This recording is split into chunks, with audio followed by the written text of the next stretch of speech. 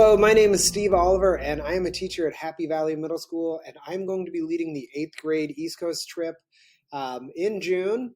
So we're going to see some pretty amazing things. We're going to go to New York City, we're going to go to Philadelphia, to Hershey Park, and to Washington, D.C. So we've got a great itinerary lined up for you, and I want to tell you all about it.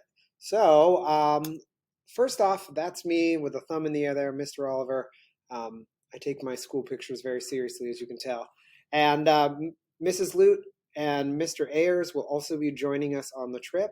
So they were both 8th grade teachers. I teach all 3 grades. But so your student probably has them or one of us as a teacher. And so hopefully they already have a relationship with us. But if not, we're excited to meet them. This trip is open to all Happy Valley Middle School students. And we're probably also going to allow Rock Creek students, because they don't currently have a trip set up, to join us on that trip. So we're going to have at least one chaperone for every 10 students that travel with us. So fear not, your children will be in good hands. In fact, Mrs. Lute and I have done a number of trips together. Last year we did the East Coast trip, this exact same trip. We just did it in reverse, from starting in Washington, D.C. and ending in New York. And we've even taken students abroad to Italy. So we've got lots of experience chaperoning. And Mr. Ayers is a newer teacher to Happy Valley, but he also has some chaperone experience. And your children are in good hands traveling with us. So the places that you're going to go, we are going to start off heading to New York City. So we fly on a night flight. We're going to fly out Thursday evening. It'll be a red eye, and we're going to hit the ground running in New York City. We're going to tour New York City. We're going to go to the Metropolitan Museum of Art and see Central Park. The kids will be very jet lagged by the end of that day. So it'll probably be an early night, and then the next day have a very full day with a local guide. So we're going to go to Lower Manhattan. We're going to see the 9/11 Memorial. We're going to go to the top of the World Trade Center. We're going to take a boat ride around Manhattan Island, and then we're going to finish the evening going to a Broadway show, which we're planning on going to Hamilton. Now, we went to Hamilton last year, and Hamilton tickets for June have not opened up yet, but it looks like we'll probably be able to go to Hamilton, so that's what we're trying to do on this trip. Well, also, our hotel is right in Times Square. We're going to get some time to explore Times Square. After that, we're going to head to Philadelphia, where we'll see the Liberty Bell. We'll see Independence Hall. We'll go to a great museum, the Museum of the American Revolution, and then head to Hershey Park to spend a day at an amusement park riding roller coasters. And then on Monday, we're going to head to Washington, D.C., with a quick stop at one of my favorite air and space museums just outside of D.C.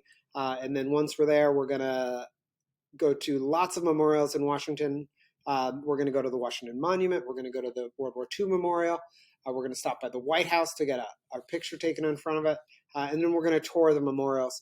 The next day, we'll also be in New York City, or in Washington, D.C. We're going to see all sorts of things, with a big highlight being the Museum of African American History. It is an amazing museum. We're also going to see the Museum of American History and continue seeing some more memorials that day. And then the final day, we're going to go to Mount Vernon, where we see George Washington's home. And depending on what the exact flight times are, we'll probably head back into Washington, D.C. and see any more sites that we have time for. So it's going to be a great trip. Starting in New York, we always go to Central Park. Central Park is walking distance from our hotel. So we're able to walk up there. We stay on, I think it's 47th. And so not too far, probably about 15 or 20 blocks or so. Walk up, really get an idea for what Midtown Manhattan and Lower Central Park looks like. So that's a picture from our trip last year, where we're right outside of the Rockefeller Center. So where Saturday Night Live is filmed. And we also will travel around on subway, so it's the easiest way to get around in Manhattan. For most of the trip, we'll be on a tour bus, but when we're in New York, we will be riding the subways.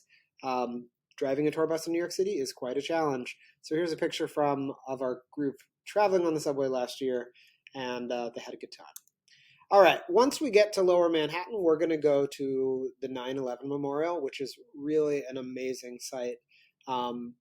It's a time where kids can learn about the tragedy at 9/11, kind of reflect on some of those things. And then also we're going to go to the top of One World Trade Center, which is right there, that large building there. And we go all the way to the top, and the views, as you can see, are just pretty spectacular. So that is going to be one day. The evening, we're going to be heading to Hamilton, like I was saying before. And there's our chaperones last year. You can see we had huge smiles on our face because we just saw one of the most amazing Broadway shows. Hopefully, we'll be going to that. But no matter what, we're going to be going to see a show on Broadway. And very conveniently located, our hotel is right across the street from it. So, very easy, very convenient location where we'll be in New York City. All right, and here we are in Times Square after the show. The kids really appreciate this night, just kind of get the idea of kind of seeing kind of the center of the Big Apple. And so we'll have a great experience in Times Square. So we even get a group photo there that everyone will get a copy of at the end of the trip. Now, afterwards, we're going to head to Philadelphia. So the next morning, this will be on Sunday, we're going to head into Philadelphia and go right to Independence Hall. This is where we'll start our trip. We'll go in and see where the Declaration of Independence and the Constitution were signed. Right across the street is the Liberty Bell, and we will be checking that out. And then we head down to the Museum of the American Revolution, walking through historic streets of Philadelphia, seeing where Ben Franklin's home was. And the museum is a phenomenal museum, one of the best museums dedicated to the American Revolution that I've ever seen. It has one of my favorite artifacts, which is George Washington's tent that he had during the war. It's a great experience. And so really Sunday morning will be filled with learning, and Sunday afternoon will be filled with roller coasters. So we're going to head to Hershey Park, and Hershey Park it has probably 7 or 8 like super coasters, lots of roller coasters that go incredibly fast, go upside down. But in addition to that, it's a theme park that is all candy centered. So kids definitely, if they have a sweet tooth, are going to enjoy it regardless of how they feel about roller coasters. But there's even a zoo and all sorts of rides. There's even a water park that some students choose to go to that's attached to the park. So all sorts of options for your amusement park. All right, after that, the next day, and we'll stay right around Hershey. The next day, we're going to head to Washington, D.C., but we're going to stop at an Air and Space Museum on the way in. But when we get to Washington, D.C., the first place we're going to go is the Washington Monument. So I love going to the top of the Washington Monument because the views that you get are excellent. And just being able to kind of put in perspective where everything is, you can see the Capitol building off in the distance there, is a great way to start our trip in Washington, D.C. But when we're on the way, like I said, we're going to stop at the Air and Space Museum that is at the Dulles Airport. Now, the reason why I like to stop there is because it has the Space Shuttle Discovery. So it's really neat to go and see. There are very few space shuttles. I believe there are only 4 that are still in existence, only 3 of which may be on display. And so it's really neat to be able to go and see this spacecraft that, at least we know, I grew up watching that when launches were televised all the time. So now that they're retired, they're here at the museum. You're able to go all around the space shuttle and see it. It's really quite cool. We're also, the next day in DC, we're going to head to the African American Museum. That's what this building is here, where you see the monument next to it. Now, this is one of the greatest museums that I've ever seen. It is laid out so well, telling the story of the African American struggles, as well as the triumphs. So there's a civil rights section. There's like kind of the history of through slavery in the United States and Jim Crow, and then there's also just the celebration of African Americans in our culture, in sports, in television, in popular culture, and in modern history. So it's a great museum, and we're going to get to spend a few hours exploring that. Now, this other picture here is from the Museum of Natural History, where if we have time, we may check out. It is pretty a fascinating museum, but there are so many museums to see in Washington, D.C., and we really like to focus in on the history through this trip. But we'll also get a chance to see the Museum of American History, which is, all these museums are right on the mall together in DC. Now, here we're going to also get a chance to hopefully get close to the Supreme Court. Last year, we weren't able to get very close because there were protests at the time, but assuming that there aren't any at the time, we're going to be able to get right up next to it. We're able to walk up on the steps. If not, we'll be able to be close by and able to see where this, very significant building and such a huge part of our government and our history is, as well as do a walking tour around the Capitol building. So really get a chance to take in what Capitol Hill looks like and that whole area. Each evening while we're in DC, we're going to be checking out the memorials that are there. So it is beautiful to go to any of the memorials. This is all along the tidal basin here, where you've got a view of the Washington Monument, The Lincoln Monument is there, as well as FDR, and that is Martin Luther King's memorial as well. So we'll get a chance each night to see there. There's some chances for some beautiful sunsets, and just a really great way to take in Washington, D.C. Beautiful in the evening time. All right, we will definitely make a stop by the White House. Now, we're not going to go in. In order to go in would take a significant amount of time, and everyone needs a background check. But we're able to be here right here on Pennsylvania Avenue. Each year that I've been there, it's been a little bit different as far as how close you can get. But this year, we were able to get right up next to it by the gate there and take a group photo. So I'm not in this photo because I'm behind the camera, but these are all the kids that joined us last year. All right, we're going to get a chance to go to the archives of the United States, which is where the Declaration of Independence and the Constitution are, as well as other artifacts. It's really kind of fascinating to go and see. It doesn't take a long time, but we will walk through and get a chance to see some of those historic documents, which is great. And the architecture of the building is amazing, and a great little museum there as well to learn about some of those things. That's a view from inside, where people are looking at, I believe that's the Constitution there. So, all right. One of the other memorials that we see is there's a lot of war memorials in DC. And so this is from the Vietnam Memorial. And you can see this is some of our students. Actually, the picture on the left is one of our students. I'm not sure who the person on the right is, but a lot of people will do etchings if they have family members or relatives or friends that maybe were affected and they want to find a name there. So it's really a pretty impressive display. And kids really enjoy seeing this one. They kind of connect to it more than the other war memorials just because it's a little more recent. They may have grandparents or people of that generation that were affected by the Vietnam War. All right. On our final day, we're going to check out Mount Vernon. And so there is George Washington's home. There's some pictures from inside there.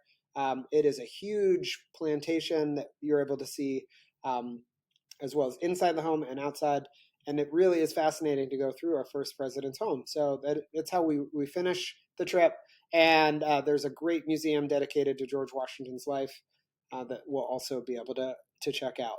And like I said, depending on how much time we'll have, we'll determine if we're able to go back into DC to see any additional sightseeing. But we'll definitely include as many things as we can. There's another picture there from the tidal basin. So about the tour, there's our itinerary, like I said before. A couple things that I kind of missed on or didn't have slides for was that we are going to go to Ford's Theater in DC where Abraham Lincoln was assassinated. So that should be pretty fascinating. I haven't had a chance to do that before. And then we're also going to be driving through Alexandria.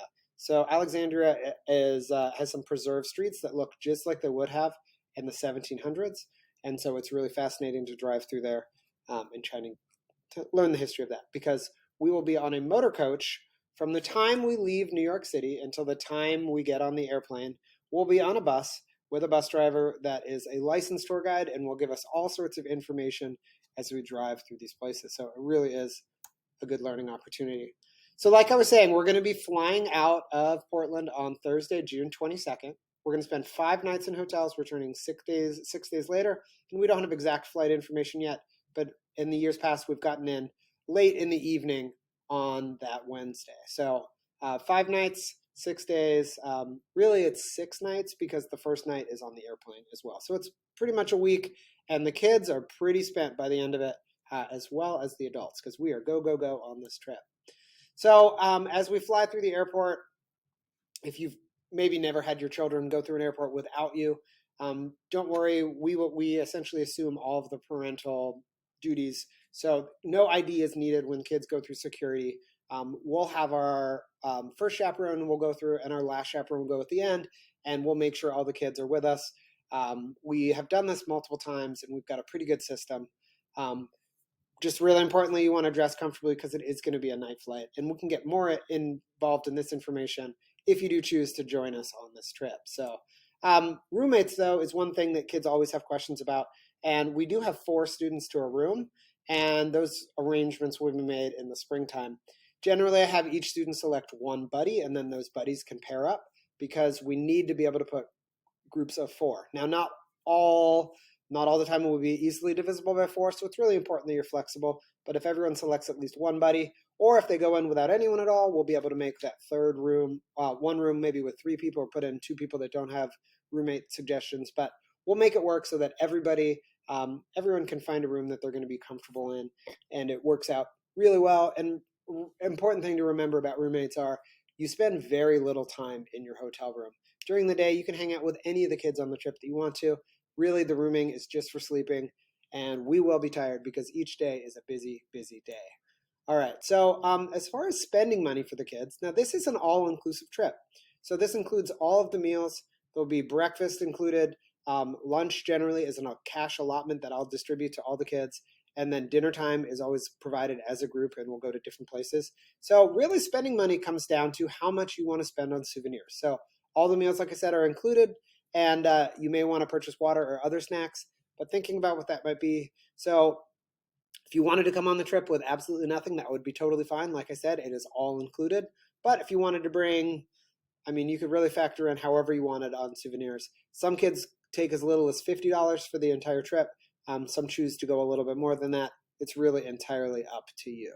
So as far as packing, the goal is to pack carry-on and not have to check. If you want to check luggage, that is going to be an additional fee that you'll have to take care of at the airport, both leaving there and then coming back.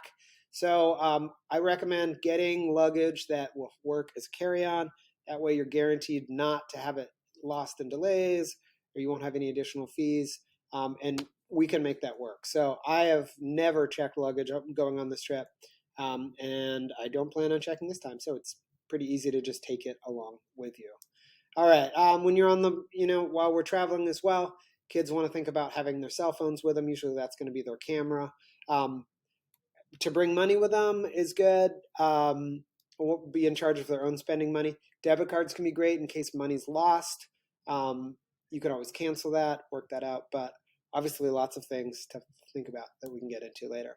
All right, if this trip sounds like something you would be interested in having your student attend, you can go ahead to this link right here. You could scan the QR code if you want. I'll also include the link in the description of the YouTube video. And on my teacher website, there's also a link to sign up. So there's a number of ways that you're able to get to that. And I will share out this information in a live meeting as well that we're going to have, like I said, on the 11th. So on October 11th at 7 p.m., I'll put that link to that if you have any questions at all or just want to meet any of us. Also, there's back to school night is September 28th.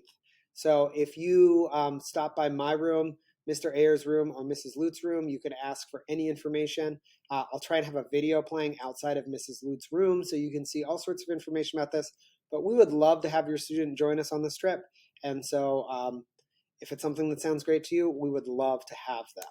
So thanks so much for watching this video. And if you have any questions at all, feel free to let me know. So thanks a lot, and I hope to see you at our virtual meeting or have you sign up, and we'll see you at one of the future travel meetings. Have a great day.